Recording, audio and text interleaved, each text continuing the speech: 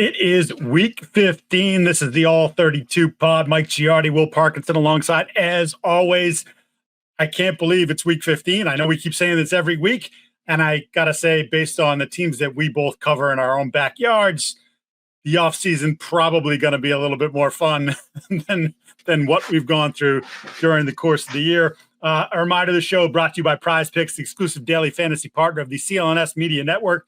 And Game Time, best tickets, best prices to get you in to see any event you want to see. Before we get into some of the games this week, the big news, Bill Belichick. What began as sort of a rumor last week becomes reality. We're taping this on Thursday, just a couple hours after Belichick had his first press conference announcing his hiring at the University of North Carolina. I got to tell you, when I first heard the news, Will, that there was some contact between the two, I'm like, they're both using each other. Belichick wants to try to prop himself up to NFL teams and say, look, guys, I'll go somewhere else. I'll coach in college. I don't care. And North Carolina was saying, man, Bill Belichick's interested in us, people. He's interested in us. So you want to come to our job. Instead, it really does become reality. I guess just your thoughts on what's happened over the last week or so, and the fact that Bill Belichick, at the age of 72, he'll be 73 in April, is now the new head coach at North Carolina. Yeah. First off, good to be back. We missed you. Yeah. It was. I listened. You did a good job. You did a good job. Sir. A couple of things from the Bill Belichick side of things. I had been the same way as you maybe a week ago or so when this kind of first came out. I'm pretty skeptical, obviously, of how serious really Bill was about the job, to be honest with you. And I thought North Carolina was like, wow, Bill's going from Mac Brown to Bill Belichick, like, look at us type of thing. And, they got younger at the position by a year, but barely. But I think maybe Monday, Tuesday, maybe I guess it was Monday. I had some people I know around college football landscape said a lot of people in North Carolina kind of told the operators if Bill was going to be the coach, and I was like, okay, that's not really, I'm not a reporter in that sense. I'm not like, looking to break stories. I was like, oh, that's pretty interesting.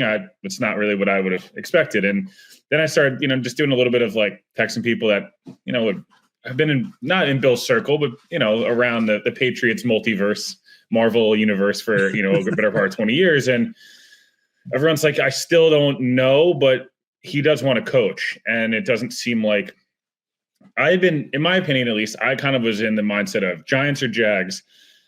The Giants really might not actually fire these guys, and that to me is what this showed, because I think if they were to fire them, Bill Belichick was the obvious. John Mara is like, you lost me Saquon, and every single other player that's playing really well in the NFL right now, and this is the whole thing. That seemed like that, obviously, as much as they probably should be firing those guys, it doesn't seem like they will. The Jags one felt like it was pretty obvious, and there was a lot of Florio and a lot of other people reporting it, take it for what you will, I guess, a couple weeks back. I say all that to say, like, Bill wanted to coach, and I think that's 100% accurate. I'm not questioning that at all. I do think there is something to the aspect of how much did Bill want to coach, as well as bring all his buddies and his set up a job for his kids down the line. And that's a little bit what this feels like. Bill going, my NFL legacy is now going to be untarnished. Like it's over, right? The Seth Wickersham article comes out, and that certainly did not cover any of what Bill is kind of looking for in glory in the NFL, at all. And it felt like if he does well in college, it's wow, you're not the best, you're the best NFL coach ever, and you're in the class with Pete and Saban and these other guys that have done it at both. And if it doesn't go well, it's like, it's the North Carolina job, and it's like, hey, I was just doing it because I want to make some extra money, and I'm dating a 23-year-old, and we get all those stuff. I guess encapsulating this, I think that there's a chance Bill could be really good at this. I do, because he's one of the, if not the best defensive minds we've ever seen in the history of the sport. And I know firsthand, probably better than anybody, when Bill goes against young quarterbacks, he puts them in an absolute mind F. Like it's horrible. I mean, I watched it with the Jets. I watched it. I think Tua might be the only guy I've seen in the last 10 years that's been a young quarterback that hasn't pooped his pants against Plano. And I'm thinking to myself, I saw a great tweet earlier that said Bill Belichick coaching against 90% of kids that will be taking a consulting job at Deloitte 6 months after playing a horrible thing. And it's true. And I think that there's a world in which if he's really going to call the defense and he's going to do these different things, I think he'd be really successful at it. I think they could be a really good, fun program to watch. I think Josh McDaniels could potentially be good for young quarterbacks running a pro-style scheme. And as much as he's not a good head coach, I think we've seen him be successful as an offensive coordinator. And maybe North Carolina becomes a place where, hey, it could be a good spot for a quarterback that wants to be going to the draft in that kind of J.J. McCarthy mold, what Harbaugh did in Michigan. My big question for this is, one, what's his appetite to recruit and be in the portal constantly? And no disrespect to Mike Lombardi, but he's been doing a podcast for a while, and we do podcasts, and that's great, but no one's offering either of us jobs to run a major ACC program. So I just have my questions about the energy it takes. I think Saban was tapped out. I think these guys get tapped out of right now, college football might be more difficult than the NFL in terms of the head coach. And so I know I said a lot there. It's exciting. I think it'll be fun to watch him and Bill O'Brien go at it, and when they go to Boston College or vice versa. And I think Duke, North Carolina will have they've had some nice players come out of both schools recently in their basketball schools, but maybe that rivalry ramps up a little bit. And hey, maybe Dabo and Bill, and the battle of who can say more fluff at a press. There's legit stuff there. Yeah. I do have my questions of just not that Bill's not energetic, and I think Colin Cowherd made this point. I'll give him credit. He's not Pete Carroll in that fun, exuberant college. That's not the vibe Bill gives. I don't know how you feel, Mike, but I'm not necessarily surprised because he wanted to coach. I just think this was the only spot where it was Josh, Patricia, Lombardi, Joe Judge, his kids. I don't think anyone else wanted to sign up for that anymore.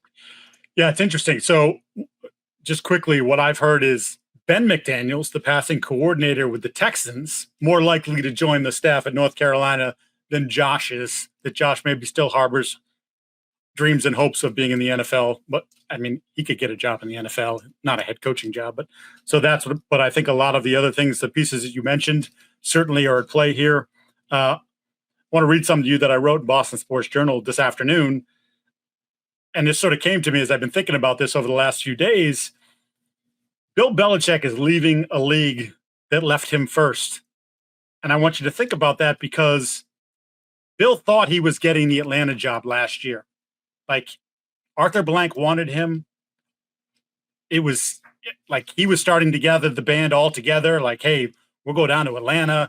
They had the run with Matt Ryan there, but we're going to show them what being a pro football team is all about, build a sustainable program and bring Arthur something that he wants. And that's the Super Bowl title. And then Rich McKay and Terry Fontenot and other front office types in that building said, what the hell do we want? We don't want Bill here because we know what Bill wants to do. Bill's going to come in here and Bill's going to take all the power. I may still be the general manager, but it's going to be a name only. He's going to tell me what players to sign, what players to get.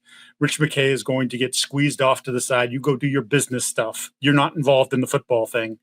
And when that turned and no one else jumped to the forefront for Bill, he spent the last now 11-ish months evaluating the landscape of the league and realizing that of the jobs that could be available or are, because obviously we know New Orleans is going to conduct a search, Chicago's going to conduct a search. Who am I missing? Who else fired their coach? The Jets. So that's not going to happen. But that he looked at all these different openings or potential openings and realized when he did his work, I'm not their first choice. I might not even be their second choice. And why am I, Bill Belichick, with 6 Super Bowl rings in New England, 8 rings is the name of my boat because we apparently put the defensive coordinator rings on that as well. But whatever, I've had this incredible success. My resume is awesome. And you don't want me. You want me to come to you on my hands and knees, sing for my supper, and I still might not get the job? Well, screw you guys. Basically, to say, pull a Cartman, I'm going home. He's out. I was just saying, you're not fired, I quit. Yeah, exactly. So I think the realization that he couldn't be in the driving that position, the driving force for whatever job he wanted, and then to not only get a job, but then to, as you said, to bring Matt and Steven and Joe Judge and Mike Lombardi, like all these people with him. Like, no, I think that plenty of teams, if he had put out the signal that I'm just going to coach, like I'm 72, I'll be 73 in April. Like, I'm cool with here's a prototype of players I want. These are some guys at the top of my list. It'd be great if you can go get them for me.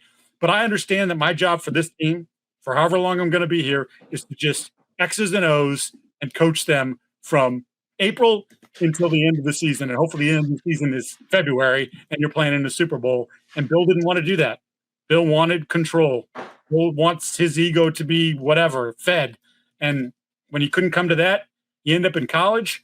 And I'll say this, I think that this is going to re-energize him because I think he was beaten down by the last couple of years in New England. Not that he wanted to be fired, not that he didn't want to be in the National Football League, but I think the time away has sort of, not that he ever lost the love for coaching. He still loved all the parts of it, but like now it's a new challenge too. And people are saying, I can't do it. Like Bill will carry the red ass and he'll have the chip on his shoulder, whatever you want to say, he's going to carry that. And I think it could work. I really do think that it could work.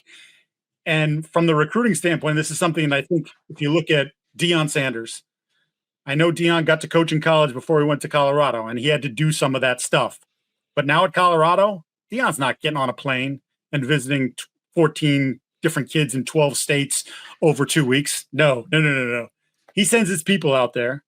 His people say, you know what our draw is? Deion Sanders is our coach, one of the greatest players of all time.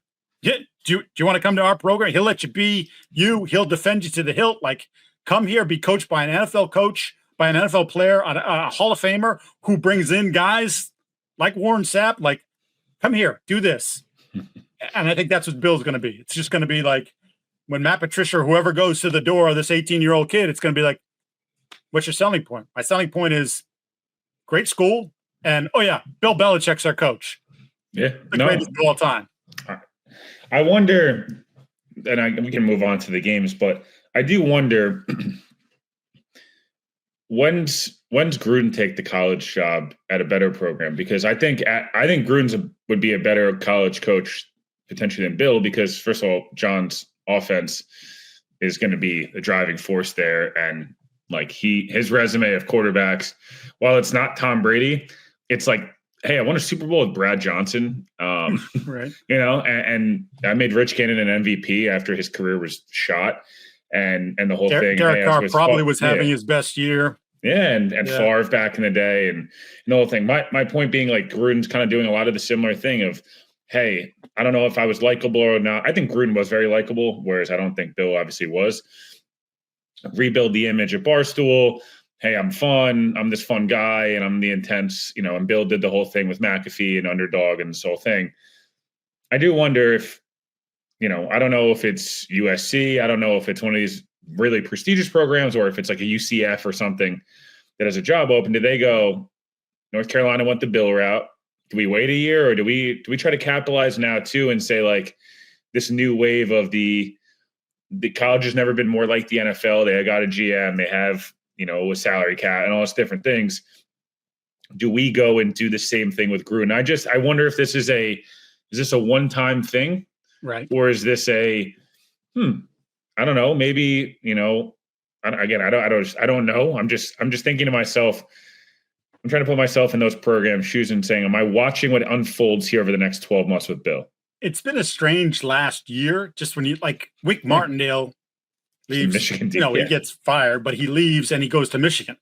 Jeff Hafley's a head coach at Boston College, and he jumps to Green Bay to be the defensive coordinator.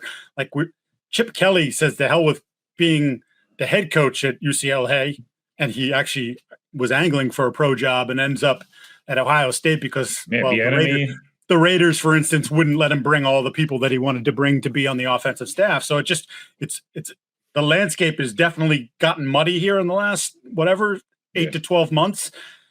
I think Gruden's thing would be interesting because I think obviously he has to explain the emails, and I'm sure there's schools that. Yes, I'm sure there are plenty of boosters that would say it's John Gruden They would probably agree with him. That's part of the problem. There's also that too. So you're right. I mean, you can never tell with how these things will go. Like I kind of thought that North Carolina, the academic side, would push back. We want this 70-something-year-old pro coach with this, he acts like a jerk and like that. Like we don't. That's not what we're trying to represent. But the powerful trustee and some really rich alumni were like, tough crap. Last thing on this, what do you think there'll be any Patriots players of Bill's that follow him? Troy Brown, probably, right? Even he's on the Patriots staff still. He still is, yes. I wonder if he's one of the names that Bill kind of goes. I don't think it'll be Edelman and McCourties and all those guys, but I just wonder if Bill tries to take some of the younger, retired in the last 10-ish years guys that were a long time. I don't know. There's like what's Patrick Chung up to? Or guys like that of like, hey, I don't know what you're up to. Yeah, you made enough money. Do you want to come coach and be my advocate to these young guys that can listen to similar music? Do they know similar shows? These guys, you know what I mean? Like, you wonder because you don't want to get to your staff to be all 60 plus. Like you dive yourself into a little bit of a hole there. Yeah, I think that's an excellent point, and it would not surprise me in the least bit if he did try to tap into some of those guys that they're retired, and a guy like Patrick Chung was I think he has a restaurant. Like he's just that's what I'm saying. Like that type of guy. Sort of like floating around like, hey, do you want to try this? Come down here. Let's see if it'll work. It makes a lot of sense in that regard. Scarnecchia, you think he wants to? Yeah, I don't know that you want to hire an 85-year-old, whatever he is, offensive line coach. Not that every time I see him, the guy's as sharp as he probably kicked my ass. Is my point. But all right, let's move on. But before we do that, let's hear about Prize Picks. It's the best place to get real money sports action. Over 100 million members. 100. How about 10 million members and billions of dollars in awarded winnings? Prize Picks has made daily fantasy sports accessible to all. Just pick more or less on at least 2 players and up to 6 for a shot to win up to 200. That's right. No longer 100, but 200 times your cash. Run your game all season long on Prize Picks, America's #1 daily fantasy sports app. You just download the app today. Use the code CLNS to get $50 off instantly after you play your first $5 lineup. You don't even have to win with that $5. They give you the 50. Download the app today. Again, use code CLNS to get 50 instantly after you play your first lineup. Prize Picks, run your game, and we'll have our Prize Picks at the tail end of this pod. Let's get to our first game. Maybe not the sexiest game, but it is, to me, we're in that mode now. It's a playoff football game. The 6-7 Colts versus the 8-5 Broncos. Currently, Indy, the 8th seed, which puts them a spot out of the postseason. The Broncos are the 7th seed. Baltimore and the Chargers also 8-5, like the Broncos. So there could be some movement there. But this is a head-to-head matchup for Indy. Indy has played better since reinserting Anthony Richardson, and Richardson doesn't look pretty good against the Patriots, but still completing less than 50% of his passes. But this is the moment. They're coming off a bye. They've struggled against teams with winning records. Indy's just 1-6 versus teams 500 or plus. They got to have this one though. So you give Steichen some opportunity here to sit back and decide what needs to be done. I've liked him as a coach. I like what he did against the Patriots. Can he do it against Vance Joseph's defense, which has been, other than week 13, when the Browns just absolutely piled up 552 total yards, I think it was. They've been outstanding for the better part of the year. Yeah, this is one of the last interesting AFC games in terms of in or out, because I know it's week 15 and anything could happen, but I would venture to argue that if Miami and Indy lose this week, it's over for both, and we're kind of just playing for seeding in the AFC, which is fine. I mean, it happens. Some years it's really competitive at the bottom, and we make a big deal out of these teams that are going to get stomped in round 1. Right. And in other years, it's like in the AFC this year, where it's like a lot of what's your path to, it looks like it's just going to be through Kansas City, obviously, but what's your path to New Orleans? And yeah, I think Denver is one of those teams that I think me and you were kind of in the same boat. They extend Garrett Bowles today, but I think me and you are in the same boat of 7 wins, maybe 8. It's kind of what they were a year ago. Some bumps and bruises with Bo Nix. Thought high ceiling, or high floor, low ceiling. Is Sean still that guy? There was a lot of question marks. And they've been way better than expected. I think Bo Nix is kind of, if you really take out I'm trying to think of the right word, a lot of the fluff out of the, what gets put out there from a lot of major networks. I think Bo's kind of been what you expected. Well, maybe a little better, but some weeks he's really good. Some weeks he kind of sucks, but his floor of sucking is not quite as bad as, a lot of these other young quarterbacks, specifically the Colts young quarterback. Right. And he won't kill you with mistakes. He's been mobile. He kind of gets it. Sean looks like a really good coach. The defense has been good. I like Denver in this game because I just think unless Richards is going to need to use his legs a lot. I've seen the Denver team up close this year, and they'll blitz the crap out of you. I think they're 1 or 2 in blitz rate. Number 2, I think, time. And it's a lot. You're not going to just let it, in some ways I would argue you should probably just sit back in zone and make Anthony Richardson beat you. But they might feel the opposite and say, if we speed him up, is he going to make just horrendous mistakes? And that's probably what their game plan is going to be. If you're Indy, again, you got to have this one, as you mentioned, because there's also a world, if you're Indy, you're hoping, does Houston lose again to Miami? And are we talking about my dog coughing in the background? I took him on a walk and he's gassed. When if Indy wins, all of a sudden you're a game back and you're thinking, hey man, end up with game back 3 to go. We could end up with a home playoff game, and we benched our starting quarterback for Joe frickin' Flacco 5 weeks ago. Yeah. We beat the Jets in some ridiculous game, and all of a sudden we got ourselves right back in it. So yeah, I like Denver in this one just because I think I trust I like both coaches. I guess I trust Sean more. I like both rosters to a point, but I like the Broncos. I think roster defensively a little bit more. And I like Van Sosa better than Gus Bradley. This game to me comes down to which one of these young quarterbacks is going to make 1 or 2 of those mistakes that you just you cannot have.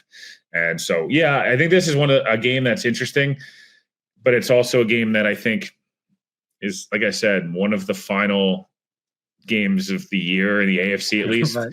If Indy and Miami lose, we're talking seeding the rest of the way pretty much, unless some crazy collapse happens. I'm glad you brought up the blitz factor for the Broncos. So as I mentioned, 2nd in the league in blitz. Do you know who is dead last in completion percentage and passer rating against the blitz this year? It would be roll with Indy. Anthony Richardson. So yeah, if I had to bet on one of the young quarterbacks making the big mistake, it's Richardson. To your point about the fluff with Nix's numbers too, by the way, almost identical stats to Jaden Daniels, who for 7 or 8 weeks was the runaway favorite to win Rookie of the Year. And now, obviously, Bo Nix's candidacy has gained a lot of steam. He actually averages 2 more yards passing per game, 218 versus 216.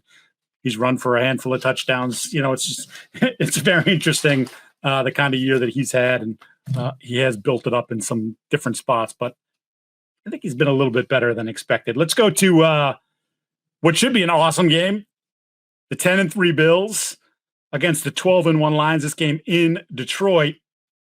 Interesting to note as we tape this on Thursday afternoon at 4:44. The Bills could not practice on Thursday because once again, Mother Nature is just kicking the living crap out of Orchard Park and surrounding areas. And there is literally you cannot drive. There's no visibility. It is a state emergency. So no practice for them, which at this point of the year, they kind of have a good idea of what they're doing, but you'd still like to get out there, walk through, do certain things. Not going to be able to do that. This one is the top 2 scoring offenses in football. Lions averaging 32.1 points per game. The Bills at 30.5. Bills have gone over 30 points in 7 straight games, including last week when Josh Allen was superhuman again, and yet they lost to the Rams 44-42. So to me, this comes down to this. Will, who do you like best? Detroit's offense versus the Bills' defense, or the Bills' offense versus the Detroit defense? I definitely like the Lions offense over the Bills defense. They just gave up 45, right? 46? 44, yeah, 44. 44 to the Rams, who are an awesome offense. There's no one higher on the Rams than me, but the Rams don't run the football the way the Lions do. I think I like the Detroit defense 10 spots better than the Rams. And as much as I think Josh Allen's awesome, and I think he's playing really well, I do. And it was a little funny to me that, I don't know. I guess maybe I'm very old school. I felt this way with Hurts 2 years ago, where it's like, oh, he's 40 touchdowns again. I'm like, yes, he does, but like when you run the ball as much as he does, it's a really cool stat in one way, but in other ways, it's like it's not really encompassing. I don't know. Joe Burrow having almost 40 as a passer. Are you crapping on Josh Allen right now? No, this might be a Skip Bayless take, and I know you talked about this. Wait, let me put Mark tape. I wish somehow Josh could have called out of the QB sneak there on the end of the game there. I don't think anyone would have begrudged him to do so.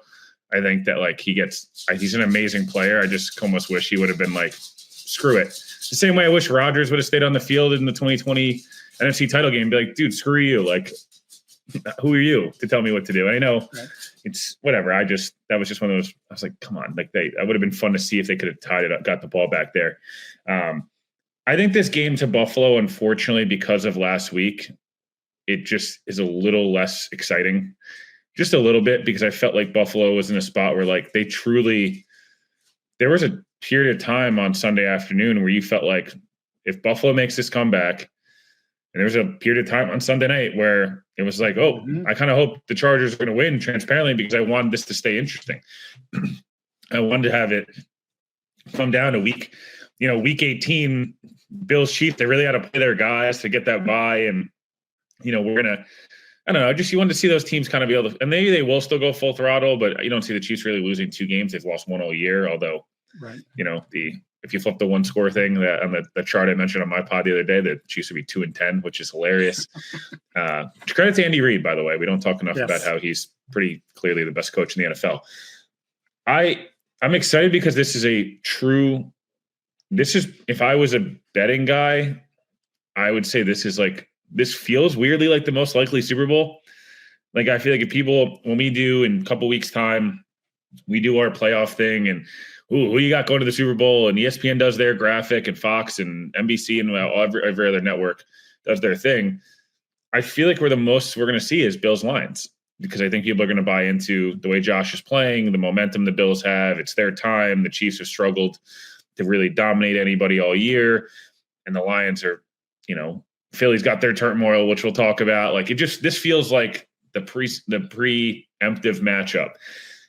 Would be one of the crazier Super Bowls based on the fan bases. It would be ready to tear each other's face off. I think I thought today 2 of the 12 teams that have never won a Super Bowl, Detroit and Buffalo. So it would be nuts. I think I like Detroit in this game, but if Buffalo looks really good here, it's hard to not think they're the best team in the AFC at some level. Like, they've beaten Kansas City. They've beaten pretty much everybody else. I guess them in Baltimore, we can go back to that game, but it's early in the year and you wonder, I don't know. This is an intriguing game to me. I don't know how else to describe it other than I'm just like, I want to know what these teams match up like with each other. I was so bummed out by the Bills' defensive plan against the Rams. Yeah. You had a lot of good points in that. What are you doing? Right. And so, the funny thing is, going into this weekend's game, and I always like to look, you find some little numbers here or there. Obviously, the Bills, as we've talked about and have talked about ad nauseum here the last few weeks, about how much zone they play, 77%. It's 5th highest in the league, percentage-wise. Jared Goff's 10 interceptions this year have all come versus zone. So it's like, I don't know, could they turn him over once or twice in this game? The only thing I'll say with that stat is 17 of them were in one game.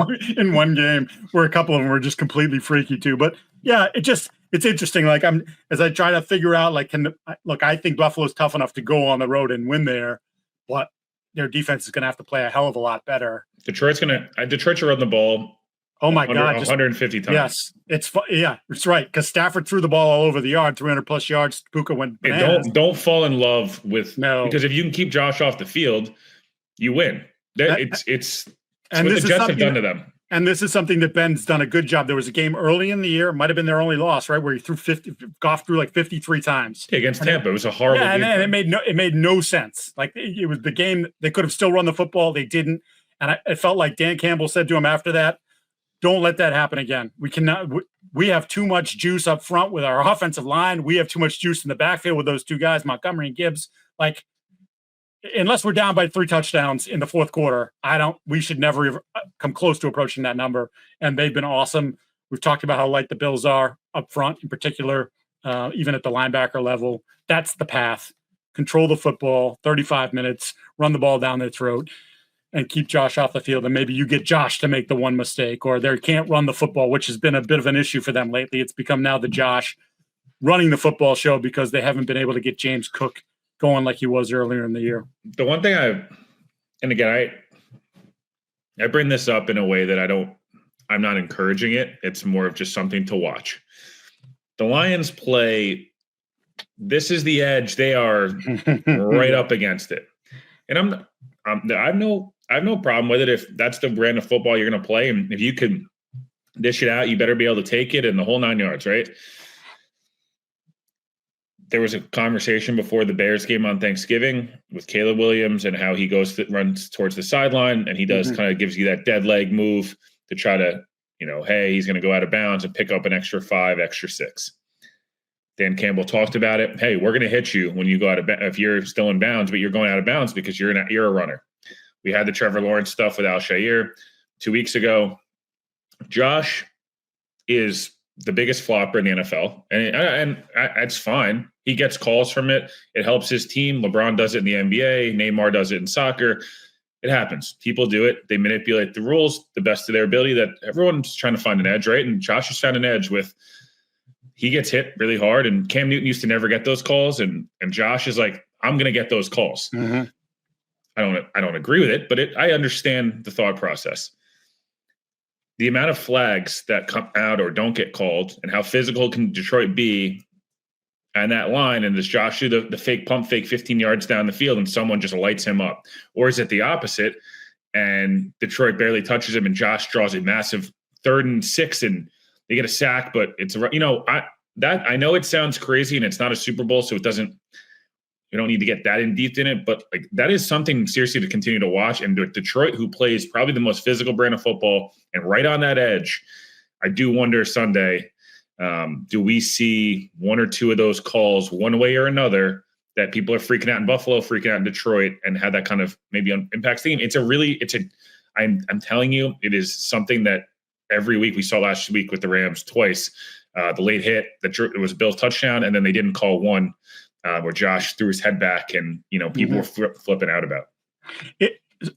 There's a couple of things I wanted to talk about before we move on to the next one about that point. One, what's crazy about Josh flopping is that Josh runs over dudes on a regular basis, right? That's why it's my biggest pet peeve. Yeah, you're a freaking ox, and you will, you're running down the middle of the field. You'll say, "Oh, linebacker, screw it, I'm going to drop a safety corner. God bless, I will run right through you." And generally, he's the one who's knocking people over. They're not knocking him back.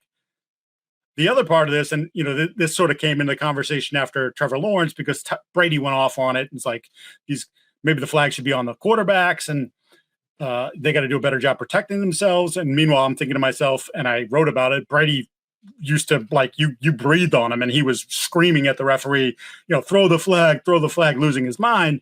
That can we just play? Like, I get you're trying to get an. I don't want more flags. Yeah, like Jesus, just play. Nobody wants to see that stuff. Just play. Just play. I got nothing more than that. Just play. Before we get to Steelers Eagles, I know you've enjoyed your first box from Factor. I too. I'd like the days are getting shorter, but your to-do lists, they're not getting shorter, especially this time of year. Power through busy days with Factor's no prep, no mess meals. For breakfast to dinner, anything in between, Factor has easy, nutritious options to keep you fueled and feeling your best. Whether you like routine or you enjoy mixing things up, Factor has you covered with 35 different delicious meals every week and an additional 60 convenience options you can add to your box, like keto cookies, pressed juices, which I had the ginger juice, fantastic, and smoothies. Don't let shorter days slow you down. Stay energized with America's #1 ready-to-eat meal delivery service. Factor basically cheaper than takeout and dining out. Put the money you save towards holiday shopping. You might want to buy Will or I a gift like that. I'm just saying, like you could send it to the podcast, send it to CLNS. They'll get it to us. So head to factormeals.com/50 Giardi. That's Giardi, and use code 50 Giardi. Again, Giardi to get 50% off your first box plus free shipping. That's code 50 Giardi at factormeals.com/50 Giardi to get 50% off your first box plus free shipping while your subscription is active. Mowed down on the chicken. I don't even like cauliflower rice. I like the cauliflower rice they brought to the table. The green beans were fantastic. Do it. And you can thank me later. Let's go. Steelers, Eagles. This is another, like, at least in terms of records. And of course, the Battle of Pennsylvania. Steelers 10-3, Eagles 11-2. This game in Philadelphia. Doesn't look like George Pickens will play for Pittsburgh. At least that's sort of the vibe that you've gotten from Mike Tomlin here. Again, we're taping this on Thursday. So to this point this week. Meanwhile, on the other side, we have drama. And I don't know if there's something in the water with this Eagles football team. In case you missed it, after the game in which they won, they barely beat the Panthers last weekend. They approached A.J. Brown, who was very it's just a non-factor. Didn't get targeted until the second quarter. I mean, Jalen Hurts was 14 of 21 for 108 yards, I believe, 2 touchdowns. But again, for a team that has him, Devontae Smith, I know Goddard's hurt, but like they have pieces. They asked him, what's happening with the offense or something to that point. He just said passing. And if you know A.J. Brown, you know he's an emotional dude. He said in the past, including last year, that sometimes after games, he doesn't want to talk because his emotions are running red hot and he's not good at filtering them. So immediately people took that as a shot at Jalen Hurts. And there was a point after a 3-and-out during the game in which Brown came over to the bench and slammed his helmet on the bench and appeared to be giving the stink eye to Hurts. And if you actually went back, and I some people have cut up some different things, Brown was open a decent amount and just didn't see the ball. So Brandon Graham went on his radio show. Brandon Graham says, they used to be friends. Okay. Implying obviously that things have changed. And that he said, it would be nice if they could get on the same page, within, I don't even know, an hour, 2. He was on Twitter backtracking the whole thing. Like, no, that's not what I meant. I took it out of context. I was wrong.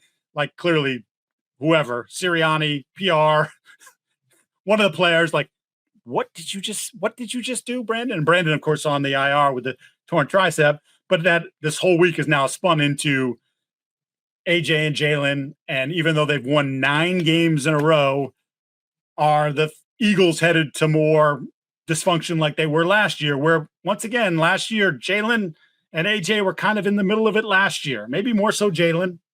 And Jalen seems to be an interesting cat, right? He seems to be the common denominator in all this stuff.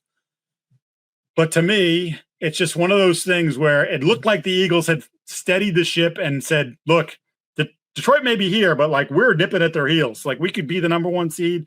We feel like we could go in there and beat them, and heaven forbid they have to come to us. We get Goff outdoors in January. Like we're ready to roll. The young players have been great. As we've talked about, Quinyon Mitchell, Cooper DeJean, like they've gotten Nolan Smith is producing. Brandon Graham in his second, not Brandon Graham. Give me the big guy. Why am I drawing a blank? Jordan Davis. Jalen Carter. There we go. Carter, yeah. Jalen Carter's been awesome this year. They have so many good young players. It's hard. Name a Georgia guy with a misdemeanor on his record. So I just wonder where their heads are at. And like, I could see this game will be in one of those things where they go, all right, look, let's keep AJ happy. He's going to get freaking 6 targets in the first quarter. We're going to run tunnel screens. We're going to run quick stops. We're going to throw him a couple of goal balls, just like get him into it, make him feel like everything's great. But I still wonder, no matter what it looks like, whether they win, lose, whether he goes off, he doesn't, whether they're going to be, this is something to keep an eye on going forward. Yeah. I kind of feel like this is more on Jalen Hurts. And I've seen a lot of, let's just take you back to the summer. But probably the corniest thing I think I've seen in all of 2024, politics, sports. I love it. Weird. The accountable group chat from Devin White Jalen Hurts and AJ Brown, and couldn't wait to tell everyone about this group chat. Yeah. And they text each other every day to keep each other accountable. Why do you need to tell people about it? Unless you want praise for how accountable you are when you got none of you are being accountable in this situation, obviously. And I've seen everyone take it, Jalen Hurts, I feel so bad for him. Ryan Clark said he wouldn't be friends with AJ Brown anymore after this. AJ Brown is an extremely emotional player. He's best friends with Elijah Moore, who did the same thing with the Jets after a win. They blew out they blew Green Bay out and came back and requested a trade because he didn't get enough targets in a win by 3 touchdowns. Like, this is the Ole Miss. It's DK, AJ Brown, and Elijah Moore. Yeah. That trio. It's frankly they've always been he's always been this way. Yes, he's that talented, and he's a guy who you have to handle a little bit with kid gloves. And I don't mean that in a mean way. It's just know your roster, know your players, understand. He needs his ego stroked. He does. And it's fine. That he's a superstar extremely talented player, yes. Extremely talented superstar player. And when AJ's going, like, this team is unbelievable. And they're still really good without him. I'm not saying that they're not. He's a little different than Devontae Smith, right? He's a little different than Saquon. They're just different players. They're different people. It's fine. Jalen's got to play better at some point here. And I know we like to do this whole, like, it's everyone else's fault. It's Sirianni's fault. It's the coordinators. It's this. He's a $55 million a year quarterback, man. And, like, at some point, you have to be more than a guy that's a tush-push, go ball, and one-read quarterback. And I'm sorry, I'm not trying to beat up on the guy. Not that he's not a good quarterback, and I'm sure he's a great guy, and we can do that whole thing. But it's a lot of the, like, cliche speeches 24/7, and it's like it's just something about it is like, maybe AJ Brown's just like, dude, throw me the football and stop with the, like, all the other stuff. And, like, that's it. Throw me the football. And, like, Jalen, maybe you don't need to tuck it down and throw the ball away. And, like, I'm 6'3", 230 and can out-jump everyone. Throw me the 50-50 balls. Like, that's what I'm looking for. And, like, the Eagles got to hammer that out, because we saw this a year ago. And, yeah, injuries started to take over. The defense was struggling last year. Jason Kelce made a really good point about how that's why it's not the same, right? They have Saquon and the defense is fixed. That's fair. But we don't talk about in that Bucs game, Jalen Hurts was getting, it was bad throw after bad. Like, it's not just one thing, right? Like, I know we related to the Jets, but, like, that Jets game wasn't on the Eagles defense. That Jets game, they gave up 12 points. Jalen Hurts threw 3 interceptions, one of them, on a 3rd and 12 with 2 minutes to go in the game when you should just check the ball down. Like, again, good player, but and my last thing on this, Brandon Graham, like, enough. I'm sorry. It's the media tour after he got hurt. I felt really bad for him, but, like, people gave Aaron Rodgers a really hard time about this. Brandon Graham was like, it was all about, this was about me. And, like, I almost had I understand it sucks, man. It's horrible. I feel terrible for anyone going through a season-ending injury, but, like, going on a radio show saying anything but to the book stuff is insane. And even more insane when you air these guys out, personal relationship out, knowing you're a team captain, like, you're 37, this isn't year 4 for you. Right. So I'm not trying to beat up. Nick Sirianni's got to get those guys in a room, and clearly they probably did at some point. AJ Brown's like, I'm not going to say anything passing. Robert Mays of The Athletic said it. He was like, in fairness, what was wrong with what AJ Brown said? He said their passing needs to be fixed, and it does. Worst pass defense in the NFL. They had 110 yards passing at home. So this game was important in a lot of ways, because this happened. I don't know if it was last year, 2 years ago. I could be mixing up my, there's a million games on. AJ Brown got pissed off last year, and they gave him like 150 targets. I think it was after the Washington game, if I'm not mistaken. I think you're right. He had the one-handed catch. I think 2 or 3 touchdowns. He went crazy. So to your point, that's what you need to do. But at the same time, it's a tough balance. You got to keep Jalen kind of not start building any bad habits. What if he starts forcing it a little bit like Dak did in the playoffs to CeeDee Lamb? And it's like Dak starts turning the football over, because if you're Mike Tomlin all week, Joey Porter is in AJ Brown's ear yapping. I am getting AJ Brown a little too juiced up for this game. And, don't ignore Saquon now. Like, the Eagles are winning these football games because their defense and their run game. So if I'm Pittsburgh, I'm like, I am making Jalen Hurts be a multi-read quarterback, and I'm making AJ Brown get, we've seen it with DK Metcalf too. There's been plenty of games over the last couple of years where It's not the hardest thing to do to get under these guys' skin. Not saying it's going to work for you either, by the way, because they're that damn good.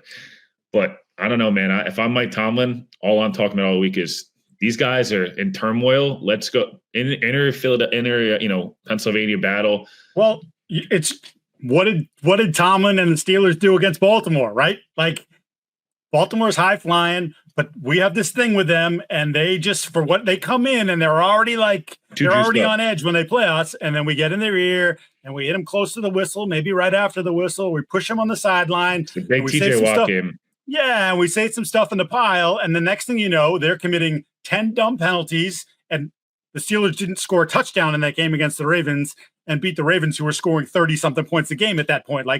And in a way, have sort of like started to derail them again after they had gotten on the nice run. Yeah, Mike will have them. They'll be in their ear, and this will be a good one. I know that the Hard Knocks is that division. Are you? My question, I guess, to you, and I know it's probably pretty hard on Jalen Hurts there, but no. Dude, Sanchez did a really good breakdown. Mark Sanchez is really good at this. By the way, I think he's, for my money, I think he's one of the best announcers on TV. Period. That's bias. Yeah, but he was in that building with the Eagles, and he did a great breakdown of like Panthers go to man. Both the backers take both the backs, and it's like Devontae Smith and AJ Brown are both one-on-one middle of the field. And it's like throw the football, and he's not throwing the football. So I would, if I were you and you like to watch, like see it get broken down, that was a great couple-minute clip on Sanchez talking about there's throws everywhere in this offense. So I thought after the Super Bowl year, when he went toe-to-toe with Mahomes, that this guy's a top 5 quarterback, and this is even the Hail Mary. This is part of his ascension. And yeah, the Hail Mary was something, but I was like, I just thought he'd found it. Like he had gone to another place, and they played the Patriots last year in the season opener. And we know what the Patriots season was, but the Patriots kept that game close. In fact, Mac Jones had a bad interception, shocker, that helped undo them. Publicly, the Patriots said all the wonderful things about Jalen Hurts, like, oh, he can do everything. You run, pass, he's as dynamic as you get. And then after you shut the microphone off,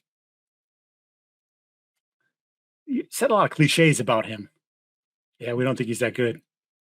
What do you mean? Well, like he's an awesome athlete, don't get me wrong. But like if you make him play quarterback, he struggles to play quarterback. And they did a very good job in that game of making him play quarterback. He threw for 170 yards. They won the game not because of him. They won the game because, well, frankly, because Mac Jones and the Patriots offense was a mess and set them up in great field position. And they had to kick a lot of field goals in that game. The Eagles did, but they won. And I kind of came away from that game going, I didn't think the Patriots were going to be all that good last year. Like I thought they were whatever. I thought they were 6-win, 7-win team. And they won 4. But I remember that sort of changed how I viewed him. And as the season went on, and obviously they were 10-1 at one point, but it went in the other direction. He wasn't playing great even when they were 10-1 and they were rolling. And I've never quite looked at him as the same kind of player. And I think you're sort of seeing the same things that were what the Patriots identified now 28 games ago or whatever it is, however long it is. They're still there.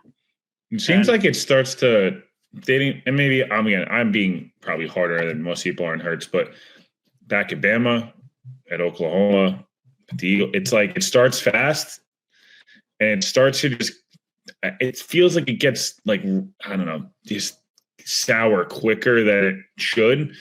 And I just don't know. I don't know. I've been in a lot of locker rooms. I played for a long time. And again, I mean, you both only played up, through college, but like you're in a lot of different locker rooms and multiple colleges, the whole thing.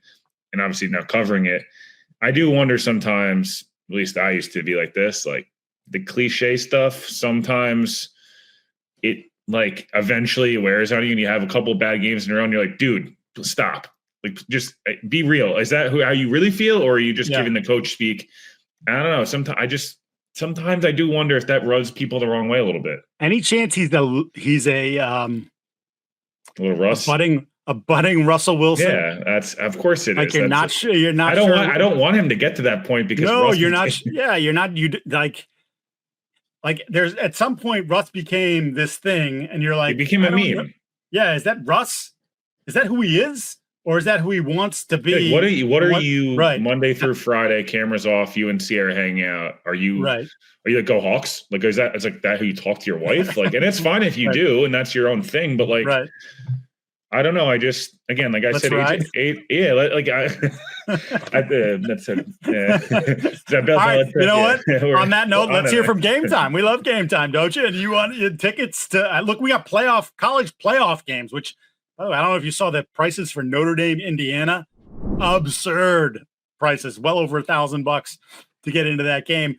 However, if you wanted to go to that game or any other game, well, NBA, NHL, regular season here, winding down for the National Football League, use Game Time. It's pretty simple. Game Time picks filters out the fluff to show you only incredible deals on great seats, so you don't have to waste time searching through thousands of tickets. I say it a million times when it comes to this. The filter thing is unbelievable. Everybody else pales in comparison. So just download the Game Time app, create an account, use the code CLNS for $20 off your first purchase. Terms apply. Again, create an account, redeem the code CLNS for $20 off. Download Game Time today. What time is it? It is a game time. We're going to end with the two teams that we spend the most time with. Patriots playing the Arizona Cardinals, the Jets and Jaguars. We're not going to spend a ton of time on either one of these because, quite frankly, Patriots coming off the bye. Normally you'd say, hey, especially this late in the year, having the bye, that's tough. But like, okay, now you're refreshed and re-energized. But the way this coaching staff has been and the way this team has been sort of schizophrenic at times, I have very little faith that they're going to have a good plan and the right energy going into Arizona. I'm not saying I think this is a winnable game. When you talk about, sort of what Arizona's good at, I think the Patriots, if they were playing one of their better games, could win this football game on the road. But this coaching staff hasn't shown me anything. Alex Van Pelt has become the best of the big three in terms of Gerard Mayo, the head coach, defensive coordinator DeMarcus Covington. So I expect them to score some points, but I just have no faith that they're going to keep Kyler Murray, James Conner, McBride, Harrison, etc., from going off on them. And whether it's 30-27 or 27-24, I don't have any faith. Yeah, going to the West Coast is difficult. Going to the West Coast off a bye in a lost season is very difficult. Mm-hmm. Late in the year, this will be, again, I know it's always a big test with this coaching staff, and I think Bedard had an article about this. He should be coaching for his job the next 4 weeks, and I know that's how me and you feel. I know there's probably a 2% chance that's even a thing. Arizona is very week to week. They should be the desperate team, right? They still have playoff aspirations. Yeah, they still have a shot. Yep. But since that Jets game, I don't really feel like they've looked great. I think they were 5-4 going in the Jets game, and then they beat the Jets and Bears and Dolphins back to back to back, and then Seattle, Vikings, Seattle. Kyler's started to play some pretty bad football, and this is a defense you can get right against. Let's be honest. And yeah, I'd like to see New England put up a valiant effort here. I'm not picking them. They lose. It's probably better in the long run to not win this game, if we're being honest, based on, we got Jets, Jags, and, Titans and Giants and Raiders are all playing pretty horrible football in this draft. Might be, as we talked about on Friday, 6 or 7 guys of really legit top 10 players. Yep. But I still want to see them go out there and play a decent brand of football. You want to see Drake May do some good stuff. Arizona's defense will throw a lot of different things at you with Jonathan Gannon, and they've got some good players. But, yeah, this is one of those games where 27-24 loss where Drake May looks awesome is not the worst thing in the world. Yeah, I agree. Isn't it crazy that we've gotten to this point here, December the 12th, and the thing I worry about least on the football team is the quarterback. Is the rookie quarterback, which is that's a great sign. Friends of ours, and we're friends of their show, Six Rings Pod. I saw them doing basically the keeper, stay or go thing, and they said they had about nine guys they could confidently say they would keep. I know you've talked about this a lot. Is 20, 30, 40% of this roster playing for a job next year? It feels like at least that number, if not more. 100%. And I think there's even a couple of guys that they extended that might be Duggar and might be in trouble. Hey, you know what? just we did what we did. We're still rebuilding. We'll eat the dead money. Like, thanks. Yeah, I believe they have the most cap space, 117 million going into this offseason. Like, if you have to eat a contract or two, and also the rest of their schedule.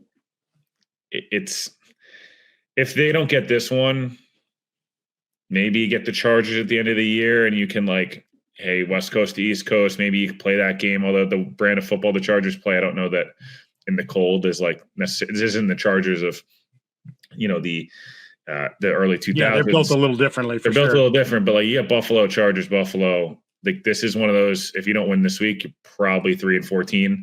And your best bet would be that Buffalo only plays for a half in the Week 18 game because they're already locked into a spot. But even then, I've seen Josh put up 28 points and a half, and against his team. Yeah, and let's finish with this one. Never saw the Jets being 3-10 versus. I'm not surprised the Jags are 3-10. Me and you both were very low on the Jags. I did not. Yeah, I didn't get it in the offseason. Nope. I didn't get it like that. What I think Doug should. I mean, I'm assuming Doug's going to get fired. I think we all kind of assume that they're just instead of making the change in the year, they're just going to ride it out to the end of the season and start over. I think Doug should just play a lot of golf. I think doesn't feel like he has much control there. The thing that he did well was design an offense. He did it with Frank Reich. Frank left.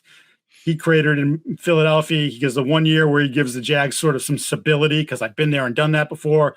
But quite frankly, I don't want to say anybody, but almost anybody after what Urban did could have at least settled it down and given you some hope.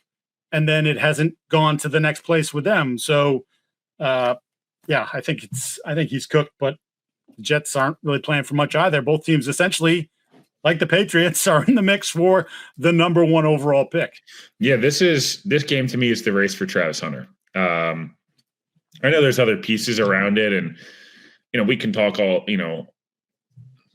Once we get to that point, what these draft picks look like. I think if you're the Jets, you'd like to see finish off on a couple wins here, and can you get one and at least stem the tide a little bit, and some goodwill with some of the players, and there's a lot of frustration. They're 0-7 in their last, I think, 9 or 10 games here in 1-score games, less than 6 points even. Not even if we make it down to not even a touchdown, an extra point, literally just touchdown difference. They're 0-7. They've blown in the last 3 games with 10 minutes to go in the fourth quarter with a lead. I think it's damn near impossible to do. If you lose this, if you're the Jets finish with Buffalo, the Rams, and Miami.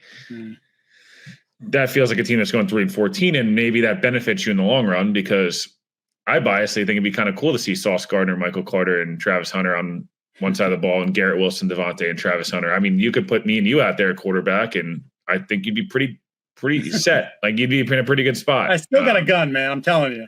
Yeah, exactly. Right. So you look at that. If you're the Jags remaining schedule is very murky. I know they're 3-10, but they got the Jets at home. They play the Raiders in Vegas. I feel like the Raiders probably win that game. They might cost themselves the number 1 pick. They get the Titans at home. Who knows there? Obviously, these teams are not the cream of the crop in the NFL. Mm-hmm. And the Jags just beat them 10-6. And then they finish with the Colts, and who knows what the Colts season will be. Again, I know we started the show by talking, playoffs and these really big time matchups. These end up being the matchups that also impact. These become there's the middle pack of the red zone docket. The Jets Dolphins last week was classic. This game really doesn't matter that much other than to the two fan bases who hate each other. And Miami has a 2% chance of making it. But the game's kind of the unwatchable game of the week. Those are the unwatchable games because they don't impact the playoffs, and they don't really impact top 5 picks, quarterbacks, things like that.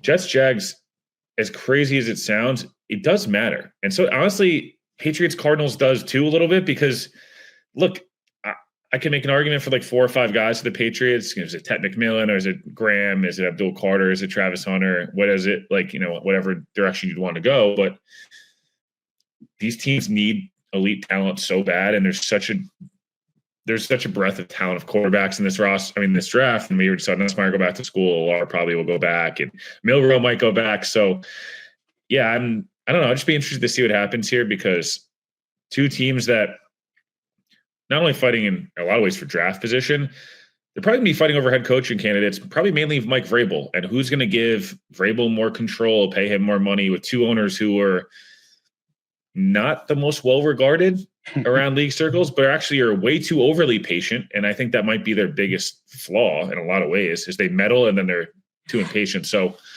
we talked way too much Jets-Jags, I guess, but this game just does matter in a lot of ways, because this is probably, I truly think the loser of this picks third in the NFL draft, and it's the prime spot to get the one true elite level player in this class.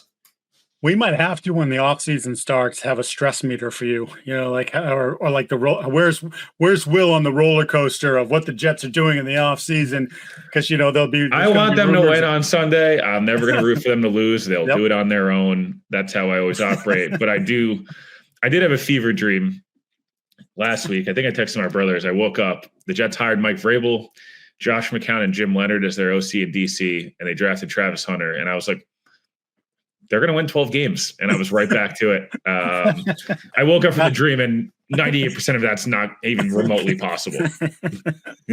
I love it. All right. Let's finish up with our prize picks. I've got 4 for you. I'll start us off. Couple with the Patriots and Cardinals. Give me Drake May more than 29.5 rushing yards. He has been good for that, I think, in all but one game that he started, and then the game that, of course, that he was injured in. Give me Hunter Henry, who is obviously, they have quite a connection, more than 46.5 receiving yards. And then I'm going back to my guy, Justice Hill, for Baltimore. He was one of my guys early on in the year. I'm coming back to him. 13.5 rushing yards. I'm taking more on that. And finally, Alvin Kamara. I think they hand the ball to him quite a bit against the Commanders, more than 71.5 rushing yards. We talked about it before. If you can find any A.J. Brown number you want to find, I say that because I just think this is the classic overcompensation type of situation. And I don't know. It feels like the Eagles might lose themselves the game by trying to do too much here to patch this. Again, I'm not saying they should or shouldn't. We've seen it too many times before. So anything more you can find on A.J. Brown, roll with it. Jahmyr Gibbs, more yards.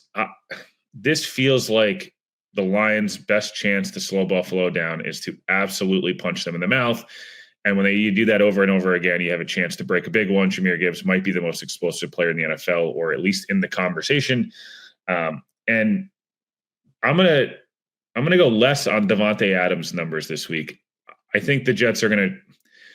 Garrett's been a little testy, and I think Garrett's done playing with Aaron Rodgers.